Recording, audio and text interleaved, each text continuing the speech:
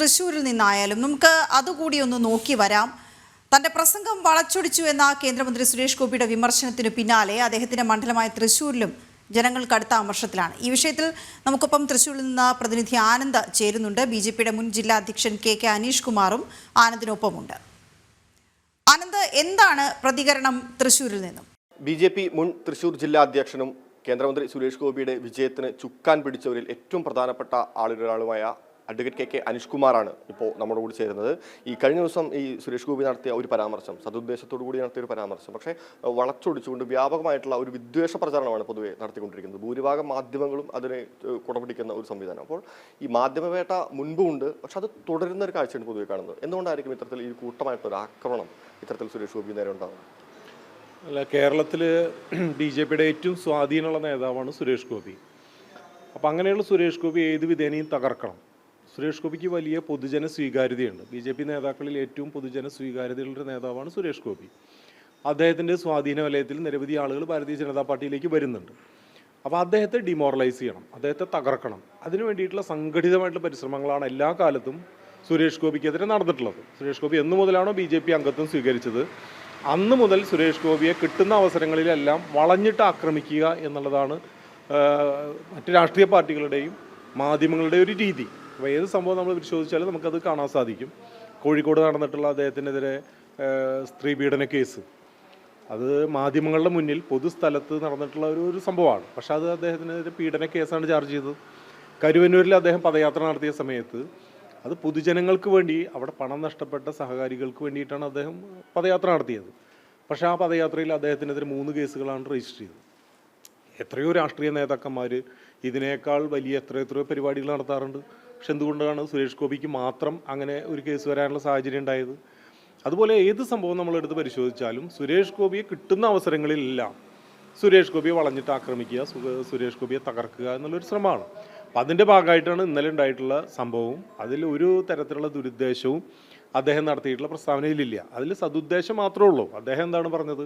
ജാതി വിവേചനം ഉണ്ടാവരുതെന്നാണ് അദ്ദേഹം സൂചിപ്പിച്ചത്. അദ്ദേഹത്തിൻ്റെ ആ പ്രസംഗത്തിൻ്റെ ക്രക്സ് എന്ന് പറയുന്നത് ഒരു തരത്തിലുള്ള ജാതിയുടെ അടിസ്ഥാനത്തിലല്ല മന്ത്രിമാരെ നിശ്ചയിക്കേണ്ടത്. ജാതി വിവേചനം പാടില്ല എന്നുള്ളതല്ലേ എൻ്റെ ആകെ തുക എന്ന് പറയുന്നത്. അതല്ലേ പിന്നെ പട്ടികവർഗ വിഭാഗത്തിന് വേണ്ടിയിട്ടുള്ള മന്ത്രി മുന്നോക്കത്തു നിന്നാകണം, മുന്നോക്ക വിഭാഗത്തിന് വേണ്ടിയിട്ടുള്ള മന്ത്രി പട്ടികവർഗത്തിൽ നിന്നാവണം എന്ന് പറഞ്ഞാൽ അത് ജാതി പാടില്ല എന്നല്ലേ അതിൻ്റെ കൺസെപ്റ്റ്. മാത്രമല്ല, അദ്ദേഹം എല്ലാ കാലത്തും അദ്ദേഹത്തിൻ്റെ പൊതുപ്രവർത്തനം എടുത്ത് നമ്മൾ പരിശോധിച്ച് കഴിഞ്ഞാൽ അദ്ദേഹം എല്ലാ കാലത്തും ഈ പാർശ്വവൽക്കരിക്കപ്പെട്ട അധസ്ഥിത വിഭാഗത്തിന് വേണ്ടിയിട്ട് നിലകൊണ്ടിട്ടുള്ളൊരു വ്യക്തിയാണ് സുരേഷ് ഗോപി.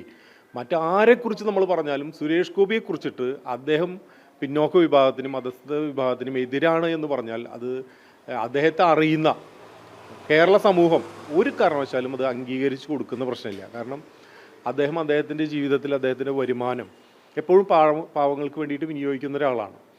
അദ്ദേഹം ഇതുവരെ ചെയ്തിട്ടുള്ള പ്രവർത്തനങ്ങൾ നമ്മൾ പരിശോധിച്ചാൽ അദ്ദേഹത്തിൻ്റെ സമ്പത്ത് അദ്ദേഹം വിനിയോഗിച്ചതിൽ 90% ഈ പട്ടികവർഗ വിഭാഗങ്ങളുടെ ഉന്നമനത്തിന് വേണ്ടി ചെലവാക്കിയിട്ടുള്ളൊരു വ്യക്തിയാണ്.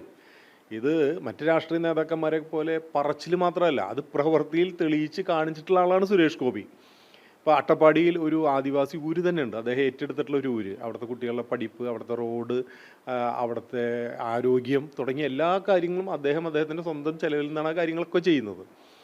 ഇതേപോലെ തന്നെ ഇപ്പോൾ നമ്മുടെ തൃശ്ശൂർ ജില്ലയിൽ ആതിരപ്പള്ളിയിലുള്ള ചില ഊരുകൾ, ആ ഊരുകളിലേക്ക് അസുഖം വന്നു കഴിഞ്ഞാൽ ആളുകൾക്ക് അവരെ ആശുപത്രി കൊണ്ടുപോകാൻ റോഡ് സൗകര്യമില്ല. അപ്പം അങ്ങനെയുള്ള സ്ഥലങ്ങളിലേക്ക് അദ്ദേഹം ഒരു സ്ട്രക്ചർ, പല്ലക്ക് മോഡലുള്ള സ്ട്രക്ചർ ആ ഊരുകളിലേക്ക് അദ്ദേഹത്തിൻ്റെ സ്വന്തം കയ്യിൽ നിന്ന് പണം എടുത്തിട്ടാണ് അദ്ദേഹം അതെല്ലാം കൊടുത്തത്. അവിടെ ചെന്ന സമയത്ത് അവിടുത്തെ ആളുകൾ പറഞ്ഞു അവർക്ക് സഞ്ചരിക്കാൻ ഒരു ബോട്ട് വേണം.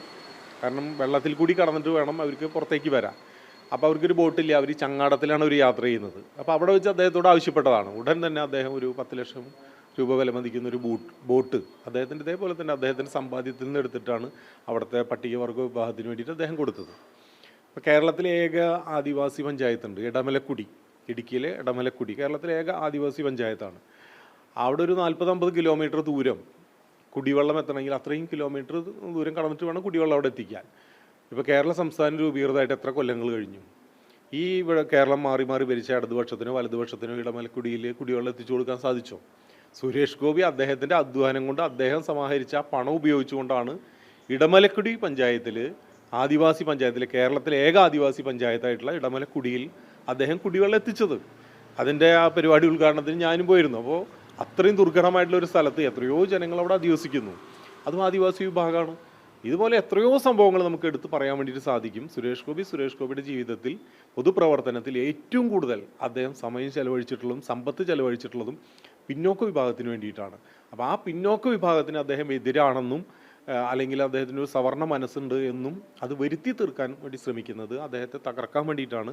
അദ്ദേഹവും പിന്നോക്ക വിഭാഗവും തമ്മിലുള്ള ആ ബന്ധം, ഊഷ്മളമായിട്ടുള്ള ബന്ധം, ആ സ്നേഹബന്ധം കേരളത്തിലെ ഏത് പിന്നോക്ക വിഭാഗക്കാരോടും ആദിവാസി വിഭാഗത്തോട് ചോദിച്ചാൽ അവർക്ക് ദൈവതുല്യനാണ് സുരേഷ് ഗോപി.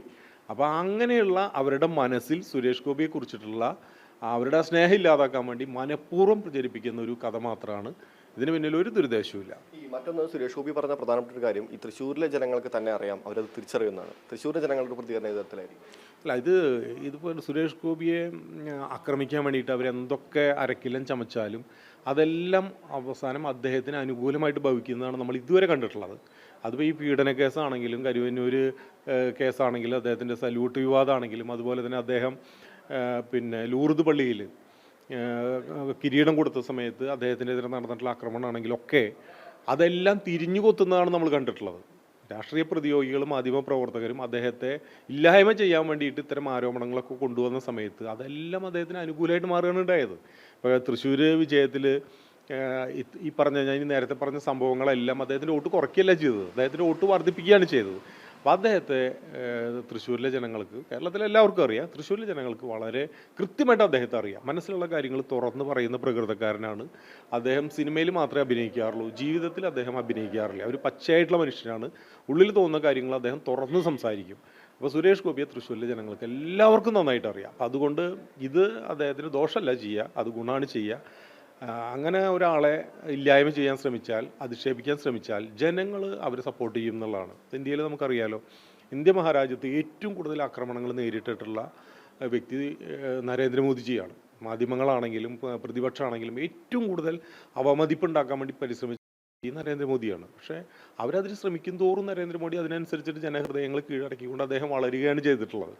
കേരളത്തിൽ നരേന്ദ്രമോദിയാണ് സുരേഷ് ഗോപി. അപ്പോൾ അതുകൊണ്ട് സുരേഷ് ഗോപി എങ്ങനെയൊക്കെ ഇത്തരം കള്ളപ്രചരണങ്ങൾ നടത്തി അദ്ദേഹത്തെ തകർക്കാൻ ശ്രമിച്ചാലും അതിനനുസരിച്ച് അദ്ദേഹം വളരുകയാണ് ചെയ്യുക. തൃശ്ശൂരിലെ ജനങ്ങൾക്ക് ഇത് അദ്ദേഹത്തിനുള്ള സപ്പോർട്ടായിട്ട് മാറുമെന്നാണ് ഞങ്ങൾ പ്രതീക്ഷിക്കുന്നത്. എങ്ങനെയാണ് ഈ പ്രചരണങ്ങളൊക്കെ BJP നേരിടാൻ ഉദ്ദേശിക്കുന്നത്?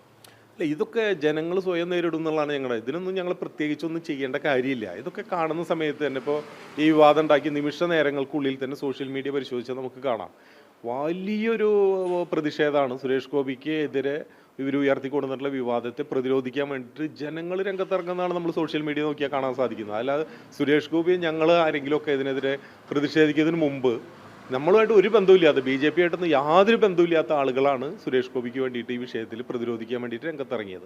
അപ്പോൾ ഇതിനൊന്നും ഒരു പ്രത്യേക സന്നാഹം ഞങ്ങൾ ഒരുക്കേണ്ടതായിട്ടുണ്ടെന്ന് ഞങ്ങൾക്ക് തോന്നുന്നില്ല. അതൊക്കെ ജനങ്ങൾ സ്വയം പ്രതിരോധിക്കും. സുരേഷ് ഗോപിയെ പ്രതിരോധിക്കാനുള്ള ഉത്തരവാദിത്വം ജനങ്ങൾ സ്വയം ഏറ്റെടുത്തിട്ടുള്ളതാണ്.